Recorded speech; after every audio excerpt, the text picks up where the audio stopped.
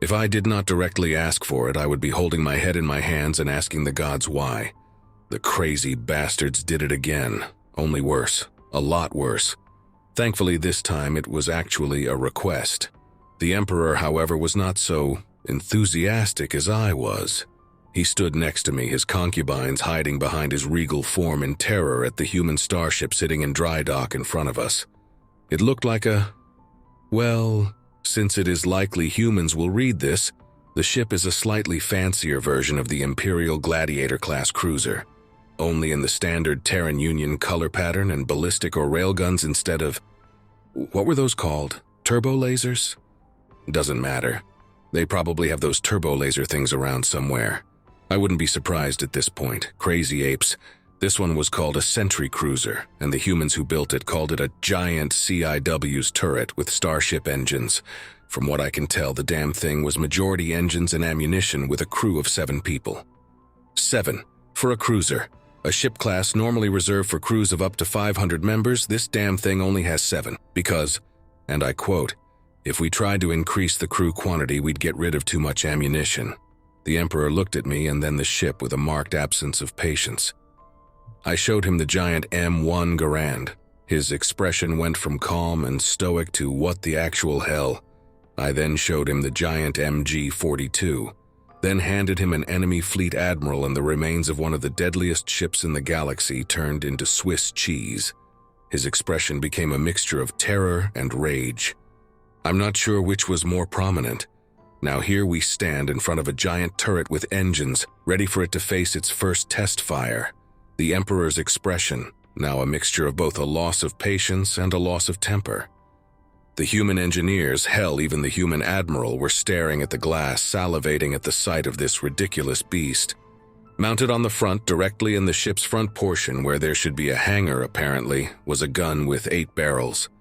I looked to my left, and the sight of an engineer with an absurdly terrifying smile standing just a bit too close made me jump out of my socks. Yes, we Eridani do wear socks, humans. Stop giggling. I know you are. I regained my footing and growled angrily at the overly excited ape. Hey, dude, hey, nice, huh? He let out a disturbing laugh. This is the GAU-80, an 8-inch GAU-8 CIWs. Swivel mounted directly to the front for 8-degree motion. I just looked at him, put my head in my hands and said, "Why? Well, you did ask for a heavy defense satellite. What the hell did you want? You explicitly stated you wanted a practical, self-sustaining variant of a defensive satellite that you could use to defend your planets or critical locations. So we delivered." He said, "How in the blazing…" The rest of my statement was purposefully censored by my translation unit.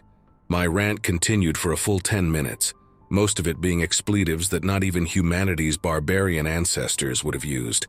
When my rant ended, I looked around to find blushing cheeks, jaws on floors, and the Emperor himself looking at me in absolute disgust. I looked around the room and held out my hands. "Well, it is still true," I exclaimed angrily and impatiently tapped my foot on the floor with my arms crossed. "Does this thing even work? I mean, how can it work?" the Emperor asked. "Yeah, she's been test-fired before, only for a few seconds. She's built with a prototype inertial dampening drive so she can absorb the recoil," the engineer said, pointing at small domes on the ship's hull. "I'm sorry, what? Inertial dampeners?" I said. "Well, yeah, of course. 8-inch shells with a 5,000 RPM fire rate. We kinda have to have some dampening system to reduce and absorb recoil. That thing has some serious recoil, so we have to install inertia control systems so it doesn't fly backwards when it fires," he explained calmly. Both myself and the Emperor were wide-eyed now with the prospect of humanity successfully creating inertia dampening systems for large-scale warships, and also terrified that this shit is what they did with them. Out of curiosity, these inertia dampeners, have they been tested yet? I asked. "Well, yeah, every starship in the fleet has them. I think it's like Gen 5 tech so far. They're mostly used for general-purpose ship movements. Normally we wouldn't use them for this, but a big DACA requires a big bipod. That's basically what the inertia dampening coils are on this thing. Recoil absorption. It's essentially a giant bipod in stock, just really, really fancy." he said simply and used his holoscreen to show us an older technical blueprint of one. Both the Emperor and I took a deep, frustrated breath. Okay, we will talk to you about the dampeners later. First, let's see this thing work. Does it have a target, or are you just shooting into space? The Emperor asked. Oh, hell no, we got a target. These aren't just standard chemical shell casing, it's a full rotary Gauss-assisted network. It's a GAU 80-inch rotary Gauss cannon, he said. We both looked at him like we'd just seen a ghost. Don't give me that look, he said, scowled at us and walked away to the control terminal. So how this works is a Gauss-assisted chemical projectile system. First, a mechanism sends a jolt of energy through a standard Gauss capacitor array in each barrel, then starts the spin. The chemical propellant ignites in the chamber, then gets sent out into the barrel. The Gauss effect then propels the projectile to 5% the speed of light. The small 8-inch slug hits a target with a force of about 8 kilotons of force. The engineer explained as he readied the firing sequence. Wait, kilotons? Aren't those the measurements for nuclear detonations? The Emperor squealed in horror. Well, yeah. The engineer just smiled at us like it was nothing. 8 kilotons isn't much to speak of, to be frank. Most of our ships have warheads in the 25 to 35 megaton yields. That's just the middle distance, though.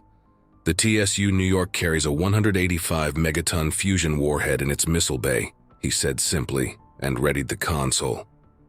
All of the life and soul we had drained from both myself and the Emperor as our skin went pale. The Emperor and I shared a look of petrified fear and made a mental note to visit a temple to pray. To whoever we could think of at the time. Even Rakandus, the god of war, would be scared right now. We didn't know exactly who to pray to. Well then, here we go. Primary target, the Lumos asteroid field. Worthless for mining, but great target practice for miners. Pretty good choice. And done. Okay, the engineer said as he typed on the console. This is Scabbard, ready for fire mission. The radio chimed. Scabbard, this is Coldheart. Fire mission clear, strike location sent. Burst fire, 3 seconds, 3 volleys. How copy? The engineer spoke. A few seconds of silence passed. Copy fire mission location 22A3.023B, volley shot 3 seconds, sweep shot by 2 degrees, fire for effect. Came the reply. The ship fired itself up and we all felt the massive beast clunk loose from its moorings. It moved a few hundred meters forward out of its dock and aimed itself at an asteroid field. The barrel mechanism spun itself to ridiculous speed. A perfect cylinder of whirring metal could be seen. The ship's rear engines fired to full throttle with the gun as they let loose the gates of hell. It was a solid beam of projectiles. If I didn't know better, I would swear this was a laser cannon. It fired 3 bursts in rapid succession, the ship moving barely inches as it spat out condensed metal alloy fragments. It suddenly stopped. Winchester, 12 seconds. 13 seconds later, there was no asteroid field. They erased it. Out of existence. A bright flash of nuclear light, and then there was nothing but the cold, mildly irradiated empty void. Myself, the Emperor, and his entire retinue then proceeded to pass out. The next few months were spent in secret talking to the Galactic Council. Upon hearing the yield of their most powerful nuclear weapons and the fact that every human ship in the void had at least 1 warhead, the Saranai's longest and most ancient enemy, the Rakandi, surrendered to the Terran Union. If the Saranai did not already have a treaty of alliance with the humans, we likely would have surrendered too. And before you ask, yes, I was allowed to push the big button after I regained consciousness.